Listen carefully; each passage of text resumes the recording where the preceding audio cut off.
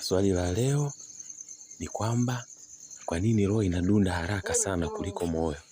Acha tuone mshikaji kama anaweza kuchomoa mwanangu. Acha tuone. Hii ni The Challenge Killer One. Uko na mimi Musa Celestine. Twende kazi mazee. Brother.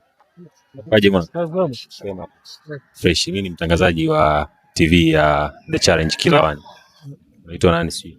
Naitwa Kasubi Injile Jideshen. Nani? Kasubi Injile Jideshen. Jideshen. Sawa. Mi brother, na swali moja kwako ndugu yangu la kiungwana tu, kwa sababu sisi ni channel ya entertainment ya kufurahisha au kuburudisha. Sawa. Kwa nitakuuliza swali moja afu utanijibu. Ukiweza basi unawaambia Killer One, sawa? Ukilijibu fresh mimi unawaambia kwenye kamera pale kwamba Killer One.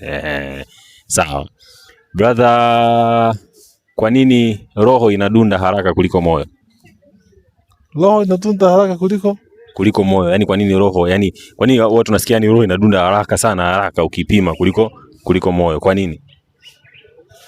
Ina swali gumu mzee. Unaweza kujaribu kwa sababu yani mimi ninavyokuona tu najua una uwezo mkubwa sana, kwa ndio maana nikufuata. Unaweza kujaribu tu kwa nini yani roho inadunda haraka sana? Sababu na mtu unaweza kucheck roho iko faster kuliko moyo wenyewe. Kwa nini yani? Unaweza kujaribu tu kabashiri, labda unahisi labda kwa sababu kwani kuna tofauti kati ya roho na moyo? Tofauti inawezekana ikawepo labda au sio tofauti kati ya roho na moyo. Roho yenyewe nini yani? Si roho yenyewe ndio moyo. Roho ndio moyo. Afu moyo roho hiyo.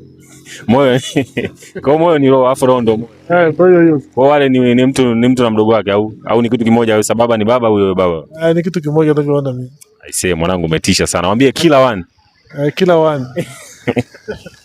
Safi sana. Bana huyu anaitwa Jideshen.